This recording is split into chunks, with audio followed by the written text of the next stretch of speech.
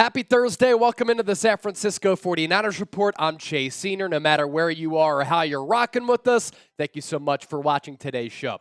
On the 49ers Report today, NFL Draft coming up on the final Thursday this month.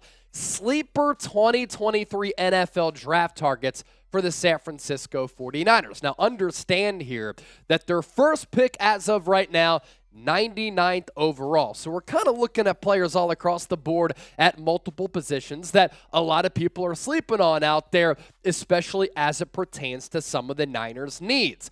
Let's begin here at the tight end position with one of the freaks from the NFL Scouting Combine and a guy who was an athletic marvel last year in college football for the national champion Georgia Bulldogs. Darnell Washington. Now, for San Francisco, nobody really expects them to take a player like this. They might have to trade up to get him, but if they believe that Darnell Washington, who's a good inline blocker, who's a freakish pass catcher, who's an athletic specimen, could be their future George Kittle replacement, move up and get him. And it'll be a move that a lot of people did not anticipate. Last year for Darnell Washington, numbers certainly don't pop off the screen for you. Why? He was tight end number 2 on that roster. 28 catches, 454 yards, 16.2 average yards per catch, as well as 2 touchdowns. Why was he the number 2 option? Brock Bowers is the next coming of the best tight end coming out of the NFL draft probably next year. He's a fantastic player, so a lot of people don't realize Darnell Washington, he's a freak. Now, you look at his RAS score. So this is the relative athletic score. Every athlete is judged and ranked on a scale of 1 to 10 athletically. To have a 9.78 grade, that means that he's an elite athlete. And you look at how he checked in at the NFL Scouting Combine. Height, massive, 6'6". His weight, big dude, 264 pounds. His broad jump, elite. Vertical jump, that's red, which means not very good. But when you're that height and you're that weight, oftentimes, unless you're a freaky pogo stick NBA player, you're not going to climb the ladder like that. But what I care about here, the 40-yard dash at that size. Can you imagine him rumbling, stumbling down the field, down the seam at a 4.65 40-yard dash at 264 pounds?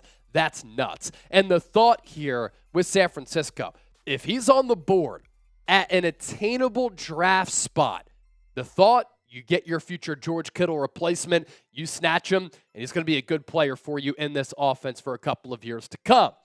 To the offensive line here, another position and area of need for San Francisco, Steve Avila. Now, another player you might have to trade up a couple of slots for, depending on which drafts you look at in terms of the mocks. Second-round guy, maybe a third-round guy. This is a player in Avila who can play basically every interior offensive line spot. Right guard, center, left guard. And to have that versatility, especially in Kyle Shanahan's offense, that's very, very valuable. Last year for TCU, en route to the national championship game in which they got the doors blown off. What up, Harry?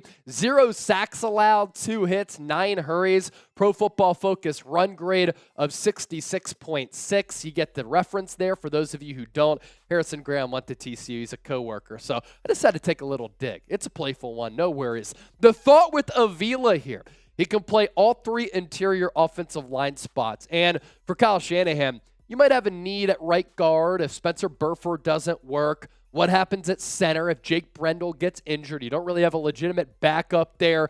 Left guard if Aaron Banks gets injured. This guy can fill in all along the offensive line and be a very good starter for a long time.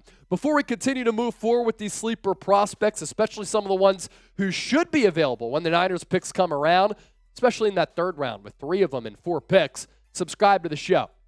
We're giving you great Niners draft content here. Bang, bang, Niner gang. We're on the road to 100,000 subscribers. Just surpassed 80,000 subscribers. Y'all are the best for supporting us. Faithful, we appreciate you. Subscribe for year-round content on the Niners. To another tight end here who you won't, I don't believe, have to trade up for. That is Zack Kuntz, the Old Dominion tight end who has a very interesting athletic profile for a guy his size who can also give you some blocking help, receiving help. Stats at Old Dominion, by no means a football powerhouse. He really does define sleeper as an overall prospect. 18 games played, 85 catches, 836 yards, average yards per catch of 9.8, 7 touchdowns. Has a knack for finding the pay dirt, especially in that red area. I like him as a red zone target. And basically, if you were to translate those 18 games to an NFL caliber season when it's 17 games, pretty solid production there, even though those were his career stats. Zack Kuntz, NFL scouting combine, blew a lot of people away. Given his size, ran a 4.55 40-yard dash, and he has met virtually with the San Francisco 49ers. That means they've been doing their due diligence on this draft prospect.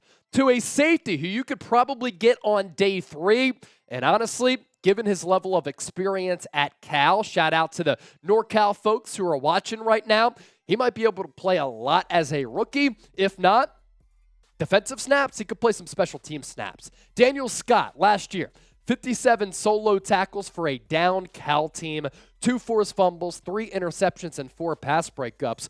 I mentioned the experience a little bit earlier. This is wild, right? Perry Ellis flow, for the real ones who know. Scott was in college for 6 years. So he played a lot of college football, has a lot of experience on tape, and because of that, he might be a little bit older. But shoot, if he's on his rookie contract, he gives you 4 years of production. I don't really care about the age. Sometimes that's overstated and overhyped. Because of the experience, though, he can help play for you right away. And also, what's going to happen at safety? Of course, Talanoa Hufanga. Is Deshaun Gibson going to play at an all-pro level once again? The depth players, a little bit of a concern there. Daniel Scott can fulfill that need for a very affordable price. To Eliah Higgins, we stay in Northern California here. Eliah Higgins, fascinating prospect because he's a little bit of a tweener. He can play wideout, but also has the size to maybe be a tight end at some point, and this dude is cut. Last year, Stanford, they were not a good offense. In fact, if you were to watch them Pac-12 late night, you probably fell asleep because that offense, it was a snooze fest. Yet, considering the lack of offensive production for that unit, he actually put up good production. 59 catches, 704 yards, 2 touchdowns, yards per catch at 11.9. He can high point the football. He can climb up the ladder and go get it. He can bring down some of those 50-50 balls, and physically, he's something who you watch on the football field, and you're like, man, this guy moves pretty well for that size. 6'3", 234 pounds. He can play wide receiver. He can play tight end, and I do like that versatility there. Last sleeper here. I think this name is picking up some steam.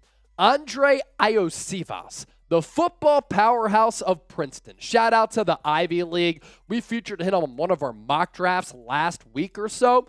At his pro day, this dude has freaky athletic ability. He is a track athlete, and because of that, he has that twitchiness.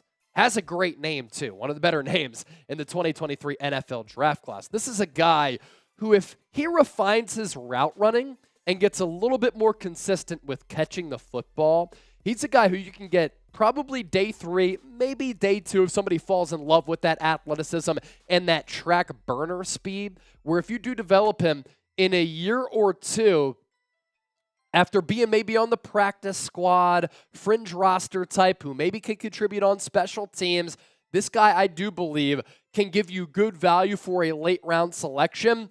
And I saw some clips of him jumping at his pro day, and I'm like, this dude is absolutely climbing the ladder with some of those bunnies. And again, very, very good athlete. So with that, took a look at 6 draft sleepers for San Francisco. Who is your top Niners draft sleeper? Let me know down in the comment section. Join that conversation. And as always, thanks for supporting the show.